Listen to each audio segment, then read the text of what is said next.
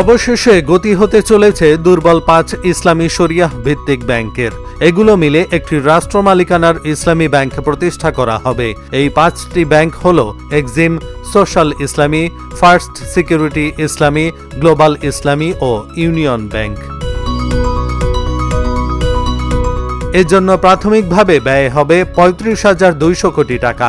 এর মধ্যে মূলধন হিসেবে সরকার দেবে ২০,২০০ কোটি টাকা। বাকি ১৫,০০০ কোটি টাকা হিসেবে আমানত বীমা তহবিল এবং এসব ব্যাংকে প্রাতিষ্ঠানিক আমানতকে শেয়ারে রূপান্তরের মাধ্যমে। প্রাতিষ্ঠানিক আমানতের ১০% শেয়ারে রূপান্তরের সিদ্ধান্ত নিয়েছে বাংলাদেশ ব্যাংক।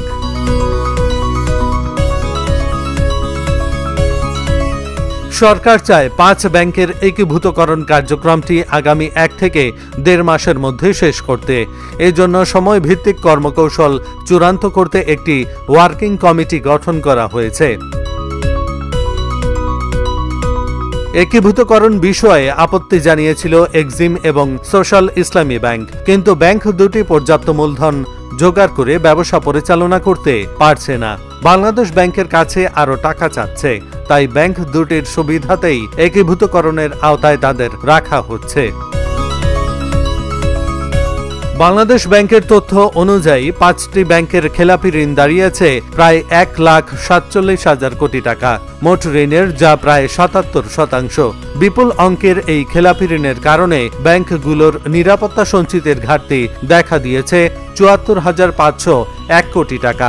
শতাংশ বিবেচনায় সর্বোচ্চ ৯৮% খেলাপিতে পরিণত হয়েছে ইউনিয়ন ব্যাংক। পর্যায়ক্রমে ফার্স্ট সিকিউরিটি ইসলামী ব্যাংকের ৯৬%, গ্লোবাল ইসলামী ব্যাংকের ৯৫%, সোশ্যাল ইসলামীর ৬২% এবং এক্সিম ব্যাংকের ৪৮% খেলাপি।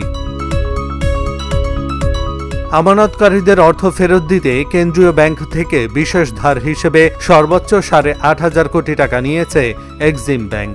ফার্স্ট সিকিউরিটি ইসলামী নিয়েছে ৭,০৫০ কোটি, এসআইবিএল ৬,৬৭৫ কোটি, গ্লোবাল ইসলামী ২,২৯৫ কোটি ও ইউনিয়ন ব্যাংককে ২,৪০০ কোটি টাকা ধার দিয়েছে কেন্দ্রীয় ব্যাংক।